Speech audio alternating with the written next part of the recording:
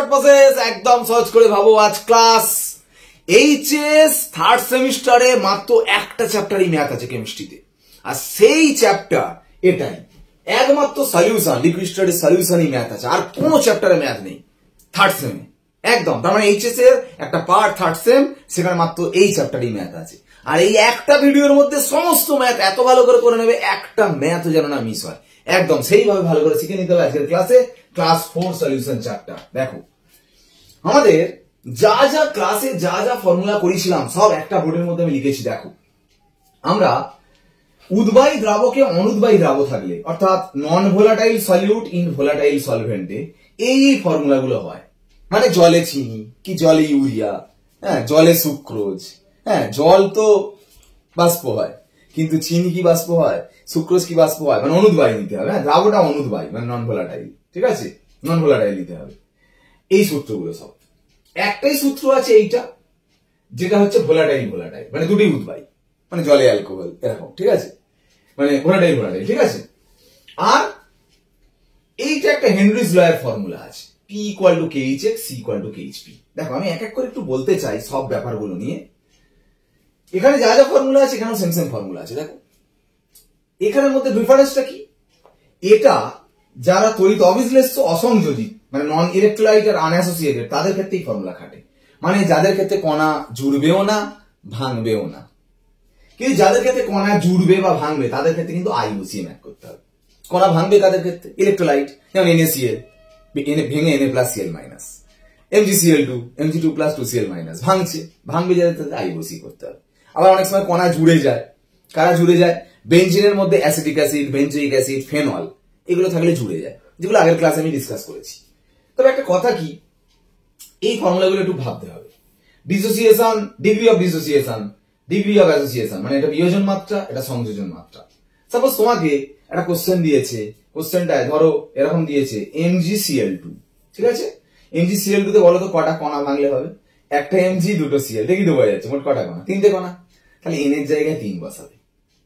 আর alpha কিছু বলে না দিলে 100% মানে 100/100, তাহলে দেখবে আইটাও 3 বেরোবে, মানে Nও 3 আইও 3।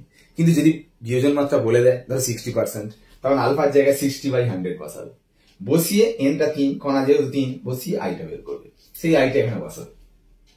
সংযোজন হলে মানে অ্যাসোসিয়েট হলে, জুড়লে আবার Nটা সবসময় 2 বসাবে, কেননা জুড়লে সবসময় দুটো করে অনুই জড়ে সাধারণত, ঠিক আছে। আর এটা পার্সেন্ট বলে দিলে বসাবে, না বলে দিলে 100% ধরে করতে হবে, ঠিক আছে। এই ব্যাপার আয়ের ভ্যালুটা কিভাবে বের করতে আমি বলে দিলাম। এখন এই ফর্মুলাগুলো ব্যবহার, দেখো একটা কথা বলি, এখানে যা কিছু আছে দেখো বাষ্পচাপ, ভেপার প্রেসার রিলেটেড যা কিছু ম্যাথ এইটা দিয়ে করবে। এখানে স্ফুটনাঙ্ক বয়েলিং পয়েন্ট দিয়ে যা কিছু ম্যাথ এখানে দিয়ে করবে। হিমাঙ্ক দিয়ে মানে ফ্রিজিং পয়েন্ট দিয়ে যা কিছু ম্যাথ এটা দিয়ে। অবিশ্রবণ চাপ অসমোটিক প্রেসার দিয়ে যা কিছু ম্যাথ এটা দিয়ে, মানে এটা, ঠিক আছে, একই তো ব্যাপার। আর শুধু উদ্বায়ী হলে এই ফর্মুলা, এটাও বাষ্পচাপের অঙ্ক, ভেপার প্রেসার, ঠিক আছে।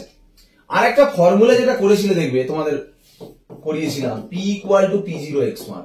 তুমি বলবে এই ফর্মুলা স্যার কেন এখানে লেখেননি? অ্যাকচুয়ালি এই ফর্মুলাটাকেই ডেরিভেশন করলে এটা চলে আসবে, মানে অ্যাকচুয়ালি একই ফর্মুলা দুটো রূপ, ওই জন্য আমরা এটা দিয়ে ম্যাথ ভাবছি না, একটা যে কোনো দিয়ে করলেই হবে, ঠিক আছে, এটা দিয়ে করবো, ভেপার প্রেসার দিয়ে ম্যাথ দিয়ে। তাহলে একটু আমি ছোট ছোট করে বলি, যেমন P0 মানে কি সব এখানে লেখা আছে, এখানে যা যা জিনিস আছে সব কিন্তু এই জায়গাটায় লেখা আছে। দেখো P0 মানে কি, ভেপার প্রেসার অফ সলভেন্ট মানে দ্রাবকের বাষ্পচাপ, মানে শুধু জলের বাষ্পচাপ। ভেপার প্রেসার অফ সলিউশন মানে ধরো জলে চিনি মিশিয়েছো, এই চিনি মেশানো জলের বাষ্পচাপটা হচ্ছে P। X2 মানে মোল ফ্র্যাকশন অফ সলিউট, দ্রাবের মোল ভগ্নাংশ, মানে সলিউটের মোল ফ্র্যাকশন মানে mole number of solute by total mole number. এটা সবসময় দুইটা মনে রাখবে, দ্রাব সলিউট। N2 মানে আবার W2/M2, N1 মানে W1/M1 আর N2 মানে W2/M2। W মানে মাস ভর আর M মানে মলিকুলার ওয়েট আণবিক গুরুত্ব, ঠিক আছে। 1 গুলো সব দ্রাবকের, 2 গুলো সব দ্রাবক, ঠিক আছে। ডেল টিভি মানে স্ফুটনাঙ্কের উন্নয়ন, এলিভেশন অফ বয়েলিং পয়েন্ট।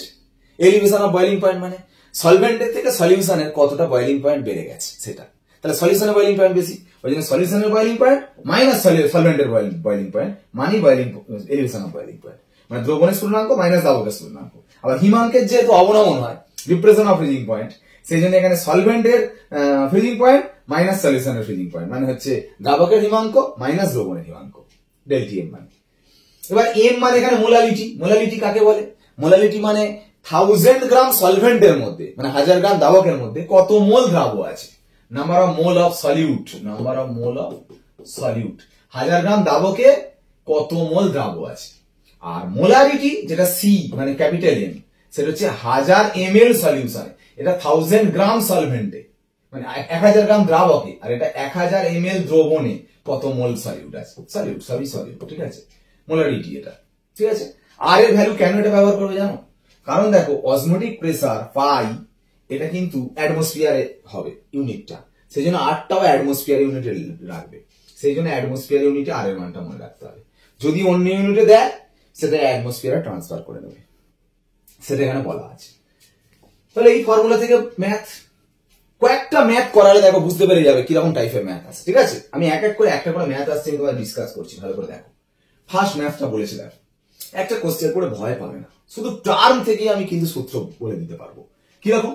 বাষ্প চাপ কথাটা দেখতে পাচ্ছি, মানে ভেপার প্রেসার কথাটা দেখতে পাচ্ছি, ব্যাস কোনো চিন্তা নেই, ভেপার প্রেসারে একটাই ফর্মুলা, এই তো কি বলবে, এইটা তো আছে, এটা তো উদ্বায়ী, উদ্বায়ী যাকে এখানে লেখা আছে অনুদ্বায়ী পদার্থ, দেখবে দেখো অনুদ্বায়ী, মানে নন ভোলাটাইল লেখা আছে, নন ভোলাটাইল, মানে ওই ফর্মুলাটা ফেলতে হবে, কোনটা? P0 minus P by P0 equal to X2। এবার P0 মানে সলভেন্টের ভেপার প্রেসার, মানে দ্রাবকের বাষ্পচাপ, দ্রাবকের বাষ্পচাপ কোনটা বলেছে দেখো, বিশুদ্ধ জলের বাষ্পচাপ 760, শুধু সলভেন্টেরটা 760, সলিউশনের ভেপার প্রেসারটা কত বলেছে, এই তো 746.6 বাই 760। X2 মানে কি? একটু আগে করলে W2 by M2 by W1 by M1 plus W2 by M2। একটা কথা বলি শুনে নাও, এটা মানে কি? 12.2% W বাই W মানে, তার মানে পার্সেন্ট মানে কি বলো, 100 এর মধ্যে আছে 12.2, ঠিক। 100 কি? 100 দ্রবণে, মানে 100 সলিউশনের মধ্যে আছে 12.2 সলিউট, ঠিক আছে। এবার দেখো দুটোই ডাব্লিউ মানে ওয়েট, ওয়েট মানে এটাও গ্রাম এটাও গ্রাম, তার মানে 100 গ্রাম সলিউশনের মধ্যে 12.2 গ্রাম সলিউট, ঠিক আছে। তার মানে বলো W2 মানে তো সলিউটের মাস, মানে হচ্ছে দ্রাবর ভর, কিন্তু দ্রাবর ভর কত বলেছে? 12.2, তাহলে 12.2 বসাবে। এবার মলিকুলার ওয়েটটা তোমাকে বের করতে বলেছে, দ্রাবের আণবিক ভর বের করতে বলেছে, সেটা বসিয়ে রাখবে। W1 টা দ্রাবকের ভর, মাস অফ সলভেন্ট, দেখো সলিউশনটা 100, সলিউটটা 12.2, তাহলে সলভেন্টের মাস কত হবে? এটা মাইনাস এটা, তার মানে এখানে বসাবে 100 মাইনাস 12.2 বাই M1 মানে কি? সলভেন্টের মলিকুলার, সলভেন্ট এখানে ওয়াটার, ওয়াটারের মলিকুলার ওয়েট জানো 18 প্লাস W2 12.2 বাই M2।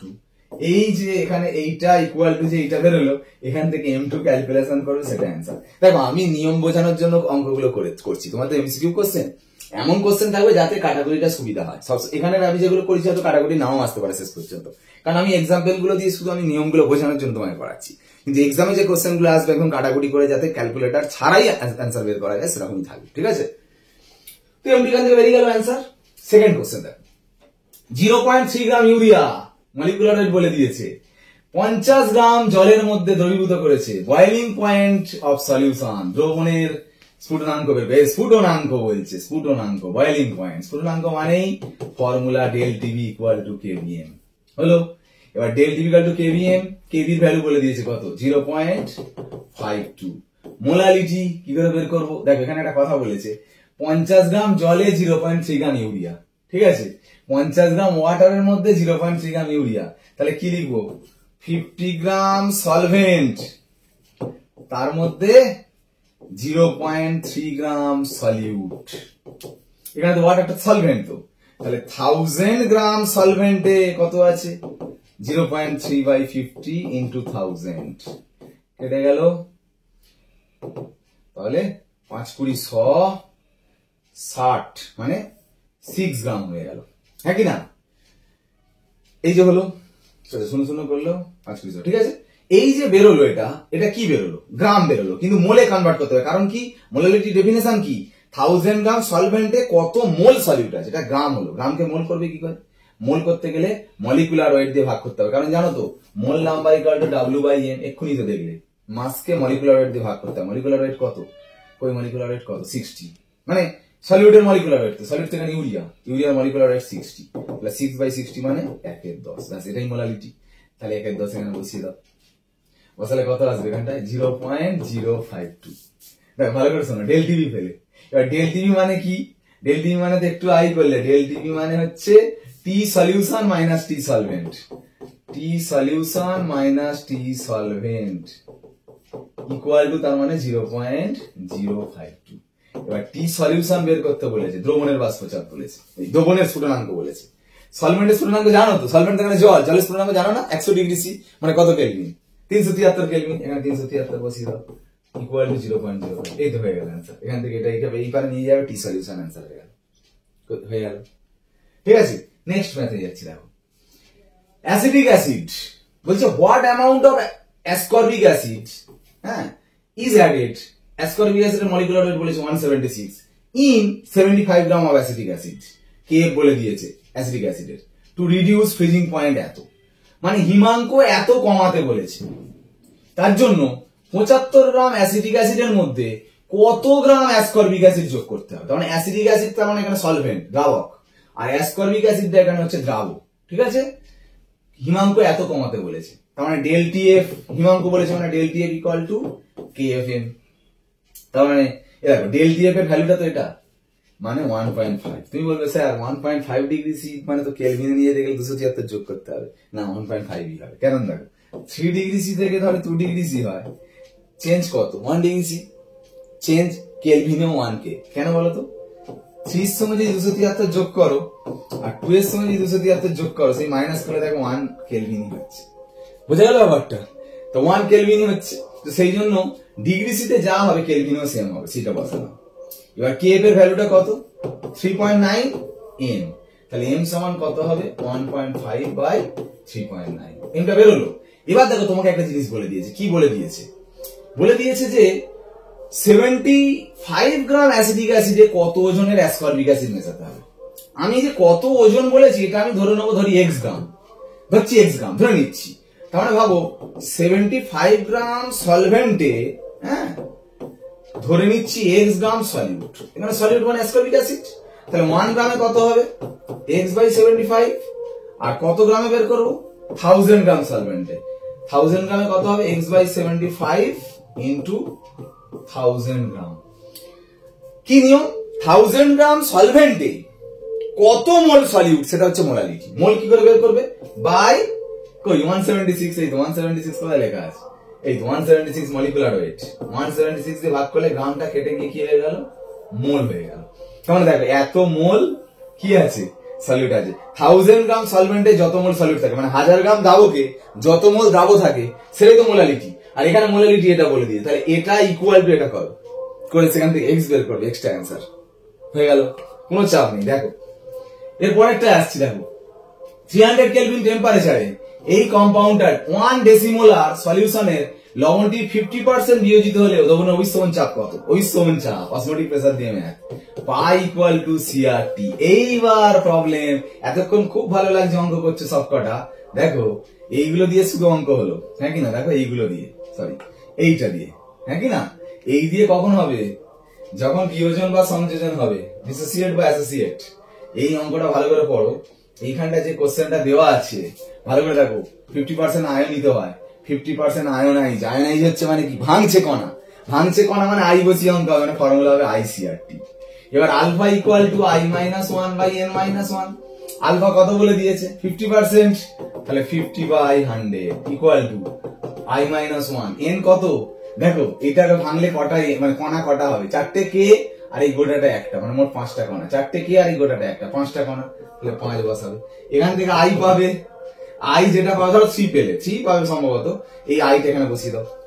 এবার সি কত বলে দিয়েছে, সি বলেছে দেখো ডেসিমোলার, 1 ডেসিমিটার মানে কত মিটার, 1/10 মিটার, তাহলে 1 ডেসিমোলার মানে 1/10 মোলার, মানে সি মানে তার মানে 1/10, মোলারিটি তার মানে 1/10, তাহলে সি যে 1/10 বসাবে। আর এর মান তো জানো 0.0821, আর টেম্পারেচার তো বলে দিয়েছে 300 কেলভিন, ব্যাস সবগুলো তো বসিয়ে দাও, আইও তো বসিয়ে দিচ্ছে, তাহলে এখান থেকে পাই বেরোবে যেতে এত অ্যাটমসফিয়ার, তখন আই বসিয়ে কিভাবে করতে হবে বুঝতে পারলে, তো এইভাবে ম্যাথ করছো, একদম সিম্পল, ভেরি সিম্পল, কোনো চাপ নেই। এইভাবে ছোট ছোট ম্যাথ গুলো করতে হবে, শুধু কোনটা কি জানতে হবে। ওই যে যেটা কোনটা কি, যে প্রথম যে ছবিটা পিকচারটা দেখালাম ওটা ভালো করে জেনে রাখলে যে কোনো ম্যাথ করতে পারবে। একটা চ্যাপ্টারই ম্যাথ, আবারও বলে দিলাম, এইটা করলেই কিন্তু সব ম্যাথ, এইচএস এর পুরো ম্যাথ ফিনিশ। 35 এর মধ্যে 35 অ্যাচিভমেন্ট করা কিন্তু খুবই ইজি হয়ে যাবে। বুঝে গেল? আজ ক্লাস এখানেই শেষ করলাম। চ্যানেলে ফোকাস রাখো, পরবর্তী ক্লাসের জন্য আবার চোখ রাখো চ্যানেলে। আজ ক্লাস শেষ করলাম। ওকে, বাই।